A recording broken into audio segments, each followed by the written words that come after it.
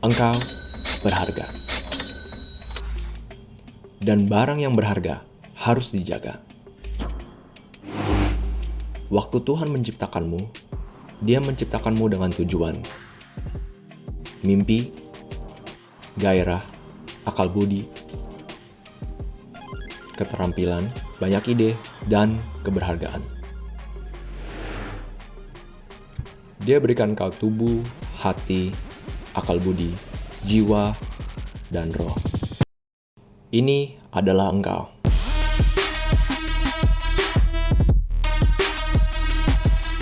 Tiap hari dan tiap saat, tak terkecuali, kau berharga dan hal yang berharga harus dijaga. Tetapi hidup selalu berusaha untuk mengatakan bahwa engkau tidak sebegitunya berharga, tidak spesial. Hidup mengajarkan bahwa kau harus tunjukkan kau berharga bagi waktu mereka. Didengar, diterima, dan dikasihi. Sehingga hal-hal di sekelilingmu membuat kau tak bisa bertumbuh menjadi apa yang Tuhan mau dalam hidupmu. Kau dulunya mempunyai misi, tetapi sekarang kau harus membuktikan kepada semua orang bahwa kau berharga di mata mereka, untuk bisa dikasihi dan diterima. Kau mempunyai tujuan yang dapat mengubah seluruh dunia, tetapi ada banyak hal-hal yang menghalangi jalanmu. Bagaimana kau bisa membudidayakan visi dan tujuan dan memberikan ruang untuk tumbuh menjadi pribadi yang Tuhan inginkan?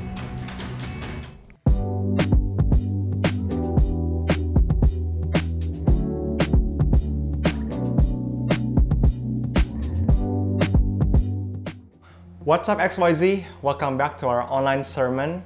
And today's message I'm going to talk about you are worth it. Aku akan membuka dengan satu kisah, mungkin kisah yang sangat familiar, yaitu tentang Daud dan Goliat. Pada waktu itu ada peperangan yang sangat besar terjadi dalam Israel bersama orang Filistin.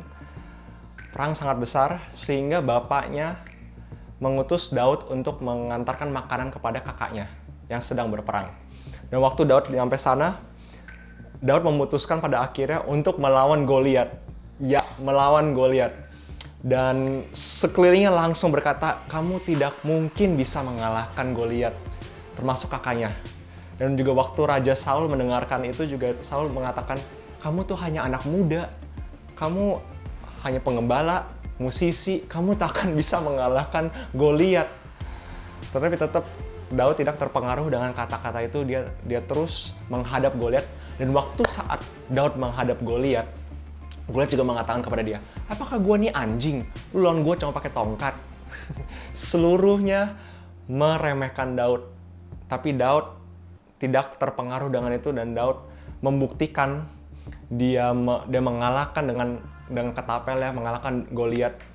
Dan dia mengatakan begini kepada mereka, bahwa saya tahu siapa diri saya di dalam Tuhan. Dan Tuhan yang kusembah adalah Tuhan yang ada di tengah-tengahku. Wow, sangat luar biasa. Jadi, teman-teman, bukan hanya sampai situ saja. Daud mengalami banyak tantangan demi tantangan dalam hidup dia. Sampai satu waktu, kerajaannya sendiri menganggap dia sebagai pengkhianat. Sehingga Daud harus lari ke satu goa lagi untuk merasa aman. Sangat sengsara, sangat menderita Daud selama itu. Tetapi satu hal, dia tidak menyerah. Kenapa? Karena dia bersekutu dengan Tuhan, dia bergaul karib dengan Tuhan, dia memuji dia tiap saat, dia mengenal suaranya, dia mengenal pribadinya, sehingga dia tidak menyerah. Karena dia tahu diri dia siapa di dalam Tuhan, dan dia tahu Tuhan yang dia sembah ada di tengah-tengah bersama dengan dia. Sama seperti kita. Kadang-kadang kita waktu mengalami banyak tantangan dalam hidup kita, sekeliling kita mengatakan mustahil dalam hidup kita. Tetapi kita juga mempunyai kemampuan yang sama untuk mengenal suara Tuhan, untuk juga memuji Dia, bersekutu dengan Dia, dan juga memberi ruang buat Dia untuk berbicara pada hidup kita. Tetapi satu hal yang menghalangi kita dengan Tuhan, yaitu siapa? Diri kita. Kadang-kadang diri kita tidak memberi ruang tidak memberi waktu untuk Tuhan berbicara pada hidup kita, untuk tidak mengenal Dia lebih dalam lagi, sehingga kita lupa arah kemana yang kita akan tuju, kita lupa diri kita siapa di dalam Dia. XYZ, I wanna say, you need to know your identity in your Maker. Kamu harus tahu identitasmu di dalam Sang Penciptamu. Carilah tujuanmu di dalam yang membuat dan mengasihi engkau, yaitu Tuhan. Mungkin kadang-kadang kau berbicara kayak gini, Jess, gue gak tahu kenapa gue dilahirkan seperti begini. I don't belong anywhere. Tapi teman-teman, aku mau katakan bahwa firman Tuhan berbicara, engkaulah anak-anaknya Allah. You are the sons and daughters of God. Mau kemanapun, mau apapun yang kau lakukan, kaulah anak-anaknya Tuhan.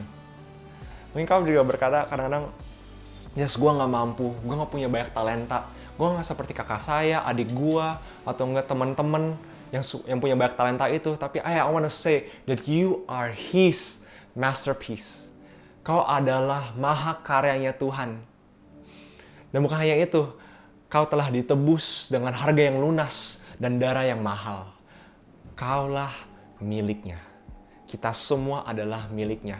Hidup kita bukan diri kita sendiri lagi, tapi hidup kita adalah milik Tuhan. Kita nggak berdiri, kita tidak berjalan menurut apa yang kita pikir kita benar, apa yang selama ini kita pikir kita bisa. Tapi hari ini kita sudah dibeli dengan darah yang mahal, dengan harga yang lunas. Hidup kita sudah selesai. Hidup kita dimiliki oleh Tuhan. Jadi kita nggak perlu lagi teman-teman struggle sama diri kita. Kita nggak perlu lagi juga memikirkan lagi apa yang selama ini yang gue masih kurang dalam hidupnya. Karena semua ini sudah dilunas. Semua ini sudah disediakan. Tuhan membuat rancangan yang sangat besar buat dirimu. Dia membuat rancangan yang sangat baik buat dirimu. Karena itulah janji Tuhan. Mungkin kadang-kadang kau juga mengatakan, aku nggak tahu Jess untuk masa depanku. Gue harus ngapain? Gue ada banyak ketakutan dalam hidup gue menghadapi masa depan. Ada banyak kegelisahan di sekeliling gue. Tapi Tuhan tidak memberikan roh ketakutan pada dirimu. Tapi Tuhan memberikan roh kekuatan, kasih, dan ketertiban. Hari ini, mari kita mengenal Dia. Mengetahui apa yang Dia katakan kepada hidup kita. Karena Dia adalah Raja dan Bapa yang baik buat hidup kita. Teman-teman, ayo, don't struggle, don't try to be strong, don't try to be who you're not to be. Tapi hari ini jadilah anak Tuhan, jadilah pribadi yang Tuhan inginkan dalam hidupmu. Ayo, hari ini buat keputusan XYZ untuk bersekutu lebih dalam lagi bersama-sama dengan Dia. Mari kita berdoa. Tuhan, terima kasih Tuhan buat juga firman-Mu, untuk juga segala kebaikan-Mu, untuk kami bisa Tuhan untuk mengerti lagi apa yang Engkau mau dalam hidup kami Tuhan. Sekali lagi, hidup kami bukan hidup kami sendiri, tapi hidup kami adalah milik Engkau.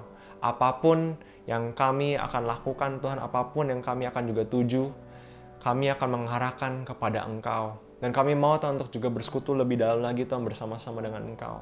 Mungkin ada banyak teman-teman mengalami banyak ketakutan, banyak kegelisahan dalam hidup mereka. Atau mereka pikir that they are not enough. Tuhan, hari ini Kau berbicara pada mereka Tuhan. Berbicara pada kami semua Tuhan bahwa we are enough di dalam Engkau. Because you are enough for us Tuhan. Kau melebihi dari semua segala ketakutan, masa depan, tantangan yang kami lalui Tuhan. Dalam nama Yesus Tuhan. Haleluya. Amin. Hi, I'm Felis and I'm a depression and anxiety survivor. My struggles are probably facing my own thoughts and mind. To be honest, back then I'm actually a very pessimistic person. Thoughts like you're not good enough, you must do this or be like this in order to be accepted. Why don't you just die? Those thoughts came to me every day and killed me and drained my entire mind to the point that I'm just helplessly exhausted. Back then, I'm constantly bullied and teased at my school, and I can't really do anything since they would just say it was just a joke to the teachers. And when I reported it, they don't really actually do anything about it anyway. and I just simply let it slide because I don't really want any extra conflict. They called me names, hide my belongings, and I have no friends at all at that time. I decided to channel my stress by drawing. So I ended up studying graphics with Kak Pompi. Until I found out that there was a Comcel on Friday. I didn't really have the mood to be friends with anyone since I will be leaving the world soon anyway by that time. But then my curiosity got the better of me. Since it was a new environment, I didn't really want or feel like sharing anything. Then I ended up talking and talked to everyone that was there. I talked to people like Kore, Komenges, or maybe just Days at that time, and to the point that something inside me had an urge to actually share my pain. I could have sworn that I'm close to my mental breakdown at that time. I really wanted to cry, scream, and yell, but in the end I didn't. And I didn't really understand those feelings at that time. But despite them being absolute strangers to me, they somehow felt more like my family, and it felt like an actual home for me. Every time I told them my pessimistic thoughts, they constantly remind me that it's okay and God loves you, Fel. No matter what are the circumstances, He loves you more than you know. As time passed by, those suicidal thoughts of mine started to fade away. Until a few days ago, I got an encounter with Him. I recently started to write a novel to kill time in the spirit since everybody is forced to stay at home and not get out of the house to avoid the virus. Until I found out that turns out I found a new hobby in writing. A few days ago, I spent more than 5 hours locked up in my room to research and find references for my novel. I created a plot, an imaginary world for my character, and last but not least, designing the character itself. I researched, imagined how that character would react in certain situations, and even take the MBTI test to confirm the personality of the character. And the more and more time I spent on that character, soon I ended up falling in love with that character. It almost feels like having a child of my own at that time. I realized one thing after designing that character: my God also did the same thing to me. And that's what I realized from the character. I realized I was designing a whole entire world, a whole entire imaginary world for that character specifically. My God also did the same to me. I was designing a whole entire plot for the character to walk in, just like what my God did to me. I used to hate having broad shoulders because they made me look like a man. Besides my physical appearance, I also hated my own mind. I didn't like to think, but when my brain starts making unnecessary thoughts, it turns out these things that I hate so much about myself actually turns out to be my strength. Those broad shoulders that I have ends up being useful when being around kids, and I could let them sit there comfortably. And my mind that I always hated because it never stops thinking unnecessary things turns out to be a new source of inspiration and imagination for me now. I realized that God didn't just randomly create me and randomly place me in this world, because I finally understood that God loves me. He loves me so much, and He puts in a lot of time and effort in me. The way He thinks about me is just amazing and brilliant, and I'm sure He loved all of us that way as well. Don't give up on yourself. God loves you, and your existence is proof of His never-ending love. No matter what is your problem, remember that God already prepared a better plot for you to walk in. You're loved and not forsaken. Pray. Trust me, things will get better, and trust God's timing. You're put in that problem not because you deserve it, but because you're strong enough, and He's training you to be stronger. And life just goes on. Thank you for listening to my story, and God bless you all.